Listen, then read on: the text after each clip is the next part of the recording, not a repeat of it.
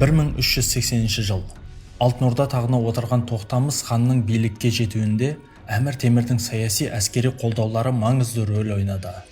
Тоқтамыс хан саяси тұрғыда жігерлі әрі шешімтал лидер екендігін көрсетті. Оның таққа отыруымен Алтын Ордадағы тұрақсыздық жойылды және мемлекеттің саяси территориялық бірлігі қалпына келтірілді. Тоқтамыс хан мен Әмір Темір екеуі де үлкен билік амбицияларына ие болды. Әмір Темір әлемдік держава құруды мақсат етсе, Тоқтамыс хан Алтын Орданың Өзбек, Жәнібек хан кезеңдеріндегі саяси экономикалық қуатын қалпына келтіруді көздеді. Осы мақсат жолында ол бұрынғы қамқоршысы Әмір Темірдің өзіне жасаған жәрдемдерін ұмытуға мәжбүр болды. Каналға жазылып, пікір қалдыруды ұмытпаңыз. Біз видеоны әрмен қарай жалғастырамыз.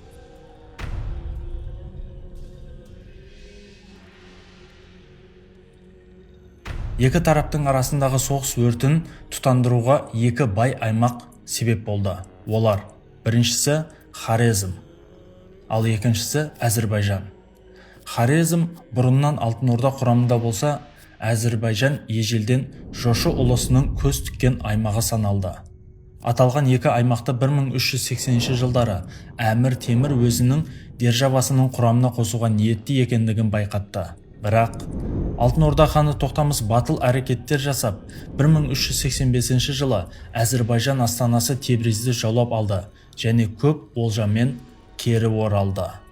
Тоқтамыстың Тебризге жасаған жорығы Әмір Темірге бір үндеу тастағандай болды. Осының артынша Темірдің өзі де Әзірбайжанға басып беріп, оны өз империясының құрамына қосты. Әмір Темірдің Әзірбайжан тарапында жүргендігін пайдаланған Тоқтамыс 1387 жылы Хорезм билеушілерін Әмір Темірге қарсы көтеріліс жасауға итермеледі және оларға қолдау білдірді. Осы арада Хорезмнің билеушілері де Алтын Ордаға бағынуға ниетті екендіктерін танытқан болатын.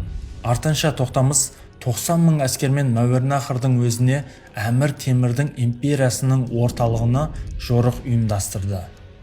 Алдынан шыққан Темірдің ұлы Омар Шейх басқарған әскердің күл талқанын шығарды. Одан кейін Зеравшан аймағын талан-таражға салып, Бұхара қаласын қоршауға алды. Тоқтамыстың Мәуереннахрдағы ойрандарын ести сала, Темір орталық Азияға қайта асықты. 1388 жылы Темір Самарқандқа оралды және Тоқтамыс тарапында өзіне қарсы шыққан Хорезмді жазалауды қолға алды. Хорезм аймағы қайтадан Темір мемлекетінің құрамына қосылды. Тоқтамыс 1389 жылдың көктемінде Моғолстан билеушісі Камараддинмен бірге Мәуереннахрға тағы соққы жасауға ұмтылды. Тоқтамыстың алдыңғы қосындары сырдың арғы бетіне өтіп, Мәуереннахрға енді. Тоқтамыстың өзі негізгі әскермен Сауран, Яссы шаһарларын қоршауға алды. Әмір Темірдің әскері Алтын Орда күштеріне бір қатар қиындықтармен тойтарыс берді және сырдың арғы бетіне қайта ысырды. Осыдан соң Алтын Орда әскері Мәуереннахрға жорық жасамады және Еділ тарапына қайта оралды. 1389 жылдың ортасында Темір өзіне қарсы көтеріліс жасаған Хорасанға жорық жасады және көтерілісті аяусыз жаныштады. Одан соң Тоқтамыспен одақтасып Мәуереннахрға шабуыл жасаған Моғолстан билеушісі Камараддинге қарсы шешуші жорықты бастады. Осы жорықтар Моғолстанды бір жола Темір державасының вассалына айналдырды. Одан соң 1390 жылдың көктемінде Темір үлкен құрылтай шақырып, Алтын Ордаға қарсы жорықты талқыға салды. Құрылтай нәтижесінде 300 мың әскер жинау жоспары бекітілді. Алтын Орданың әскери қуаты мен Тоқтамыстың саяси әскери дарынын ескеріп, осыншама үлкен армия жинақтауға жарлық берілді. 1391 жыл қаңтардың 18-і Темірдің ауыр әскері солтүстікке Алтын Ордаға бағытталған жорықтарына кірісті. Самарқандтан шыққан армия алдымен Ташкентте ұзақ аялдады. Сырдариядан өткен соң Отырар түбінде кідіріс жасады. 1391 жылдың наурызында Темірдің армиясы Яссы, Сауран шаһарларын жанып өтіп, Қаратаудың сілемдеріне шықты. Осы тұста сопылыққа ерекше ізгілік танытатын Әмір Темірдің Яссы шаһарындағы әулие Қожа Ахмет Яссауидің мазарына зиярат жасағандығын анық болжаймыз. Себебі осы жорықта оған рухани демеу болып, Яссауи сопылық тариқатының ірі ғұламасы Мир Сейд Бараканың жүргендігі деректерде нақты айтылады. Сәуірдің 16-сы күні Әмір Темір әскері қазіргі Жезқазған қаласының маңындағы Кішітауға жетеді. Қаракеңгір өзенінің бойында аялдама жасайды. Одан соң 2 күн жүріп Ұлытауға тоқтайды. Ұлытаудан 10-15 шақырымдай жердегі Алтышоқы деген таудың қыратында 300 мың әскерге қолдан төбе жасауды бұйырады. Содан кейін өзін Туран сұлтаны деп атайды. Тасқа қашатып, жорық мәнін баяндайтын белгі қалдырады. Бұл тас белгіні кейін қазақтың белгілі академигі Қаныш Сәтбаев 1935 жылы тапқан болатын. Ол жәдігер қазір Эрмитажда сақтаулы тұр. Ақыры үлкен шайқас 1391 жылдың 18 маусым күні орын алады. Шайқас Құндыршы деген атпен тарихта қалды. Құндыршы дегеніміз Ресейдің Самара облысының аумағындағы ұзындығы 370 шақырымға созылатын шағын өзен. Осы өзеннің бойында 14 ғасырдағы ғаламат шайқастардың бірі көрініс тапты. Шайқасқа Әмір Темір қол астында 300 мың, кейбір деректерде 200 мың жауынгер қатысты делінеді. Тоқтамыс тарапында бір қатар деректерде 250 мың, бір деректерде одан да көп әскер қатысты делінеді. Мұхтар Мағауин болса Тоқтамыстың 70-80 мың, ары кетсе 100 мыңдай жауынгер жинайтын уақыты болды деп жаңа пайым ұсынады. Құндыршы бойындағы шайқас екі жақтың әскерлерінің шептерін түзу мен барабан сырнай үнімен басталды. Әмір Темір өз әскерін 27 қосынға бөлді және 2 қосынды резервке сақтады. Әмір Темір әскерінің ортаңғы қанаты жаяу әскерден құралды және неше соғыс сынынан өткен жауынгерлермен ерекшеленді. Сонымен қатар жаяу әскер үлкен қалқандармен қорғанды.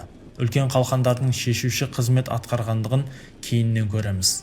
Әмір Темір әскерінің қос қанаты тәжірибелі атты қосындардан құралды. Алтын Орда әскерлері түгелдей дерлік атты құрамнан тұрды. Тоқтамыс әскерінің қос қанатының әскери қимылдары мықты болды және қарсыластың ту сыртынан айналып өтіп қоршауға алу тактикасымен сипатталды. Шайқас Тоқтамыс әскерінің орталық қанатының Әмір Темірдің жаяу әскерден тұратын орталық қанатына шабуылынан басталды. Алтын Орда әскерлері ежелгі дәстүр бойынша садақ тастам жерге жақындап, садақтан жебелерді жаудырды. Бірақ бұл тактика үлкен нәтижеге қол жеткізбеді. Әмір Темірдің жаяу әскері үлкен қалқандардың есебінен жебелерден сәтті қорғана білді. Одан соң Тоқтамыс өзінің қос қанаттағы әскерлеріне флангілер арқылы шабуылға шығуға бұйырды. Оларға қарсы Темірдің қос қанаттағы атты әскерлері қарсы тұрды. Бастапқыда Алтын Орданың қос қанаттан шапқан әскерінің Әмір Темірдің оң және сол қанаттарын үлкен қысымға ұшыратқандығын көреміз. Әмір Темір өзінің қос қанатына көмекке резервтегі қосындарды жіберуге мәжбүр болды. Шайқас теңескендей еді. Орталық қанаттағы шайқастар аумалы төкпелі жеңістермен өтіп жатты. Әмір Темір тарихшылары Жиһангердің шайқас барысындағы аумалы төкпелі жеңіс пен жеңілістерге соншалықты салқынқанды қарағандығын жарыса жазады. Осы тұста Алтын Орданың орталық қанаттағы қолбасшыларының бірі Бекболат Оғланның өз әскерлерімен майдан даласын тастап шегіну оқиғасы шайқастың тағдырын шешкендей болды. Сондай-ақ Әмір Темірдің жанындағы әулие Мир Сейд Бараканың «Жеңіс сенің жаныңда болсын» деп Алтын Орда әскеріне қарай жау қашты топырақты шашып жіберуі де Әмір Темір әскеріне ғажайып күш қосқандығын бір қатар тарихшылар мақұлдайды. Осылайша бір жағынан сатқындық факторы, екінші жағынан үлкен соғыс тәжірибесіне ие, үшінші жағынан әулие қолдаған Әмір Темірдің әскері шайқасты өз пайдаларына шеше білді. Тоқтамыс әскері Еділ тарапына кері шегінді және біразы үлкен дарияны кешіп өтуде суға кетті. Тоқтамыстың өзі шайқастан қашып құтылады және Еділдің арғы бетіндегі Бұлғар жеріне бас сауғалайды. Екі жақтан да 100 мыңнан астам адамның қаза болғандығын деректер негіздейді. Жеңіске жетсе де, Әмір Темір әскері үлкен шығынға ұшырады.